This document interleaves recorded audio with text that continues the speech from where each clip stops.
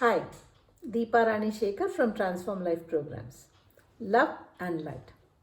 Well, all of us, almost globally, I can say, we had a long period of lockdown.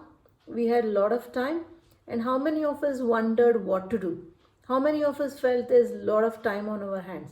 Yes, of course, we did spend quality time with family. We kind of pursued our hobbies, which we had shelved it because of paucity of time. And what else did we do? We explored our culinary expertise, learnt new skills in cooking new dishes, and kind of let our taste buds dance to all these new tastes. Fantastic. But did we do something more?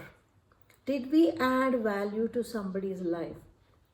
Is there someone who will remember you with gratitude, joy, or a nice feeling during the lockdown or any time of your life?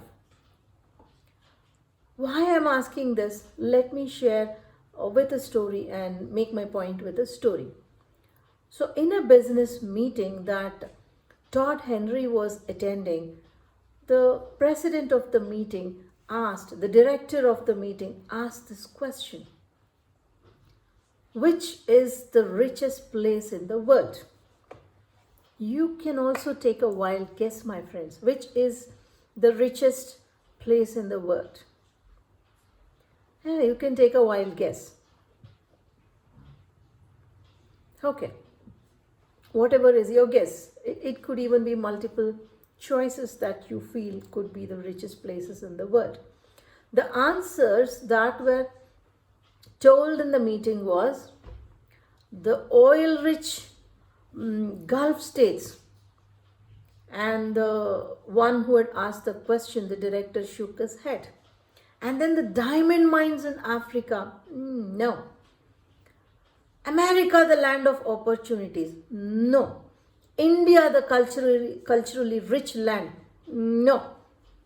And somebody said mother's heart. Yes, mother's heart is very rich, but that's not the answer, is what he said. And as people went through with more ideas like this, similar to this, he gave the answer at the end saying, the richest place in the world is. The richest place in the world actually is the cemetery. My God, how could it be? Are you wondering? Probably everybody at the meeting wondered, how could a cemetery be the richest place in the world? And the director gave his analogy saying, that's because millions of people depart and are rested in the cemeteries.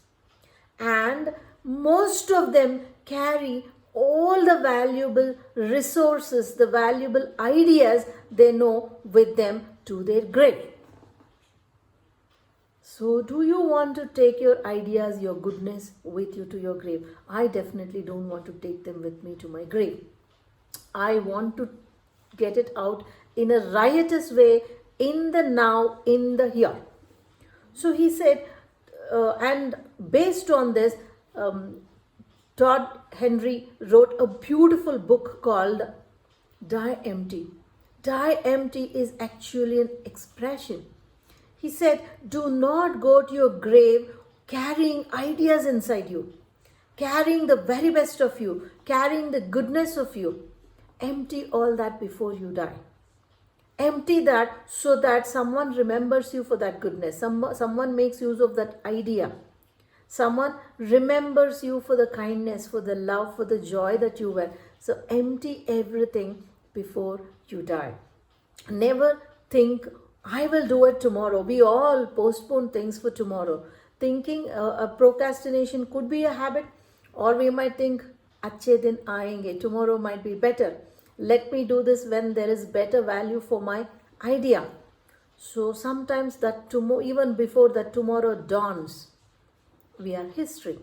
So never wait for the tomorrow and empty as much as you can. Empty as much as you can so that the world is a much better place to live in. So now coming back to what I was telling you. Is it a truth that we all are very rich even when we go to our graves? Probably that was before we got this awareness. Now that there is a seed planted in your head, how many of you would want to die empty? Definitely, I have decided to die empty. And how many of you emptied yourself of the kindness, the gratitude, the love, the joy, whatever in you during the lockdown? If not anything, how many of you gave a warm smile to somebody who really, really wanted it on that day at that time? How many of you gave a helping hand to somebody who needed it? How many of you asked somebody whether they needed anything? It need not be always giving a provision kit or a goodie bag or anything.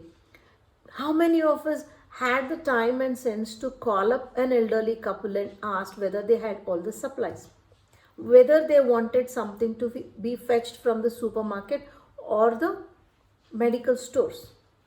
How many of us thought of people who could be in the danger of going out, even if people had small children? They ran the risk when the parent goes out and comes. Did we have that presence of mind to ask such parents, such elderly, whether they wanted us to pick up something when we are out shopping for ourselves? We don't have to do anything more. All that we have to do is take an extra bag. Of course, they will pay us for whatever we buy for them. Just that physical and moral support goes a long way. So this is a way of emptying your goodness. Did we do that? And this goodness, kindness, gratitude, all that feel good factor is like one Akshaya Patra. It's that everlasting bowl. The more you empty, the more it comes. The more you empty, the more you get. Have we done it? And it's never too late to start, friends. If you haven't done it, if we haven't done it, we can start even now. It's never too late to start. Better late than now, never. So if we are scared of going out, did we say, today everybody has a smartphone, it's digital India. Did we say, okay, chalo, I have the time? Did we tell our maids, kids, okay, let me teach you some communication English, some communicative English for better communication. Okay, let me teach you some math. Bring out your book, let me teach you something more. Okay, let me teach you this. Did we do any of this? And it's not too late, you can start again. So how many of you want to die empty? With deep gratitude and regard for this author, Todd Henry, and whoever was that director in that business who planted this idea into Todd Henry, I sincerely wish to die empty. Would you join me in this mission of dying empty, emptying ourselves of everything that is in us, all the good that is, so that the world becomes a better place to live in? So think for yourself, choose for yourself. Thank you for joining me, Deepa Rani Shekhar from Transform Life Programs. Love and light.